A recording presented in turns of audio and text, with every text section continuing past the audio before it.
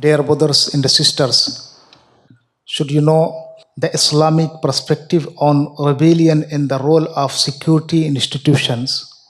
So, importance of Islamic law for the protection of life and society and property, wealth.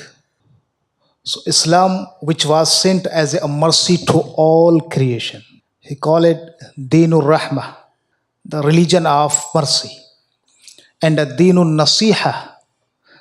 So sanctifies the five essential objectives, Zaruriyatul Khams, Maqasid al-Shariah, objectives of Sharia.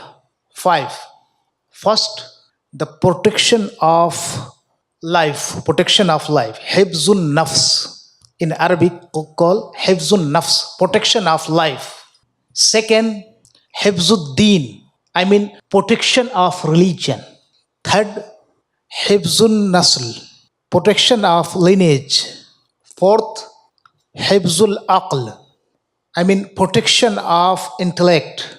And fifth, Hifzul Mal, protection of wealth, property. This is five objectives of Sharia. So any violation of these necessities is regarded as an assault on the very essence of human existence and the higher objectives of Maqasid of Islamic law. Within this framework, the crime of violent terror stands out as one of the gravest offenses threatening the security and stability of society. So Allah said, وَلَا تُفْسِدُوا فِي الْأَرْضِ بَعْدَ إِصْلَاحِهَا. Do not spread corruption on the earth after it has been right. Do not spread corruption. In another ayah, Allah said, وَلَا تَتَّبِعِ الْفَسَادَ فِي الْأَرْضِ إِنَّ اللَّهَ لَا يُحِبُّ الْمُفْسِدِينَ. Do not seek to spread corruption on the land. Indeed, Allah does not love those who corrupted. So, a scholar said, this verses was revealed concerning any robbers and those who terrorize peaceful people by spreading corruption throughout the land.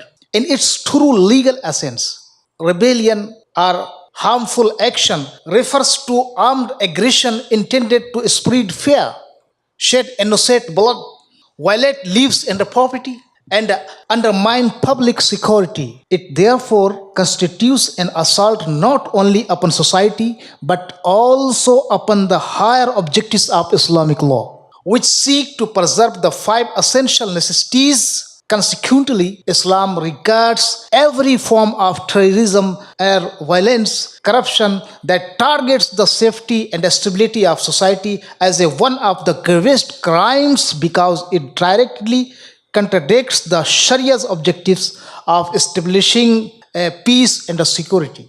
The many scholars, old and new, said, ulama and mufassirin, fuqaha also said, so one who believer must be do not involve disobedience to Allah serves as a fundamental safeguard for preserving social unity and political stability. Do not involve. They further established that the harms resulting from civil strife and armed rebellion are generally greater than many forms of injustice that may occur under a ruler. So, a scholar said, on this basis, they formulated the legal maximum of choosing the lesser of two harms, aqallul qabihatain, ahwanul baliyatain, choosing the lesser of two harms. Why? To preserve public order, protect lives and property, and prevent the collapse of state institutions. Respecting public order and supporting state institutions are considered essential requirements for achieving the public interest and safeguarding the fundamental objectives of Islamic law. Since Islam has established these principles, their practical implementations rest upon state institutions. Foremost among them, the security services, which bear the responsibility of maintaining public order, protecting lives and property, combating crime and extremism, and ensuring the peace and the security upon which the well-being of individual and the social dependence. So any who reflects upon the essence of security work realize that it is not merely an administrative function or procedural duty. Rather, it is an act of religious allegiance and a national mission that fulfills one of the greatest objectives of Islamic law, Sharia. Preserving security and protecting society. This is objectives of Islamic law. Allah reminds humanity of these blessings by saying, "Alladhi at'amahum min ju' wa amanahum min khawf," who has fed them against hunger and made them secure from fear.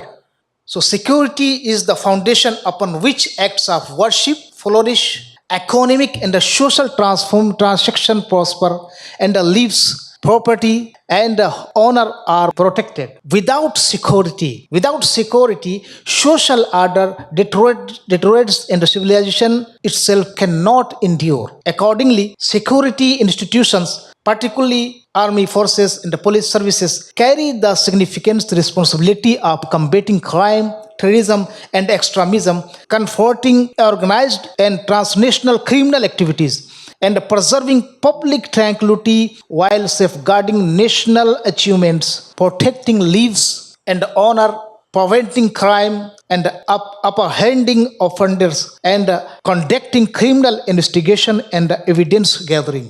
This understanding is further reinforced by the saying of the Prophet Muhammad sallallahu alaihi wasallam. He said, "Aynani la tamassuhum an-nar, aynun bakat min khashyatillah, wa aynun batat tahras fi sabilillah."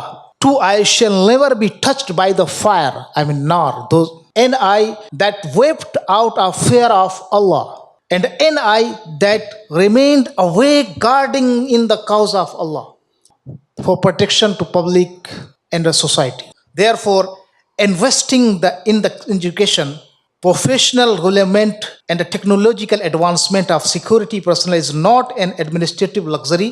Rather, it constitutes a practical application of the Quranic command to prepare strength, serving the higher objectives of Islamic law by protecting religion, life, intellect, lineage, and wealth, while reinforcing security, stability, and safeguarding both the state and society from every form of rebellion, extremism, violence, and corruption.